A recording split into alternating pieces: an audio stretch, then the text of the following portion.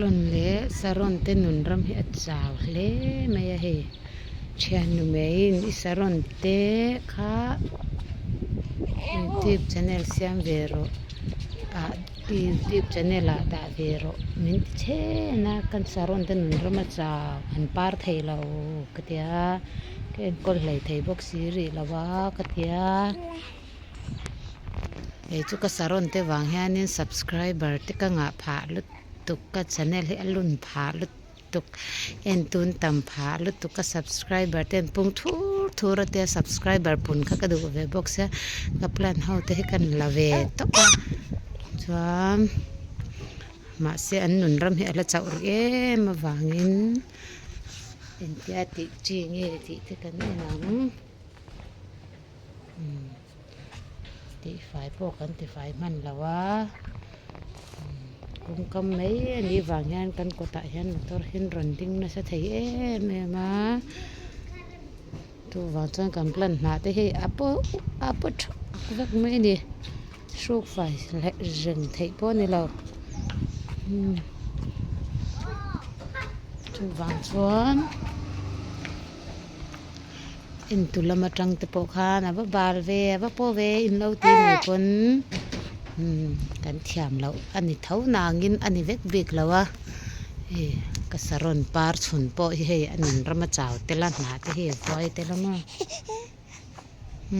ai hi ka saron hau he moi ve ser tonya anu me in min musit bokamom par ve thei sha mani hi he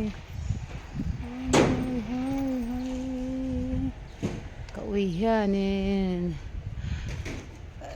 abul nei mi ho hi ati tle ze la wangin hei yang ho chu an par lei thei lo ni hei zar lo ti tliak ze la mom hei he ta te hi dururu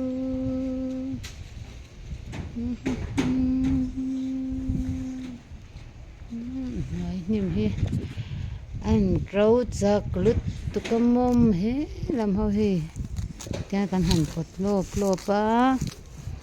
han pota ron trau man trau chak lo tu kamo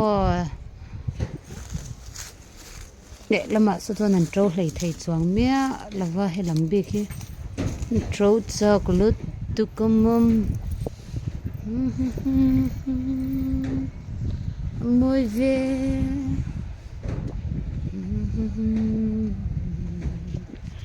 lalmein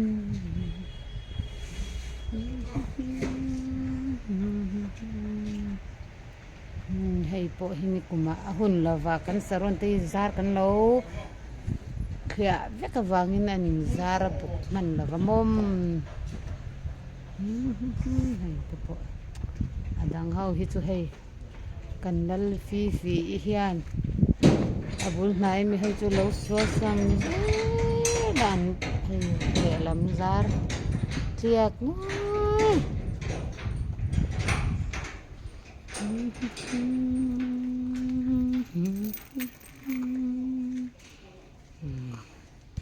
ati tiak tu hi hei zar tiak tu ni he saron par te hi abul nai ya nom chuan an tiak rim mai ni a fi te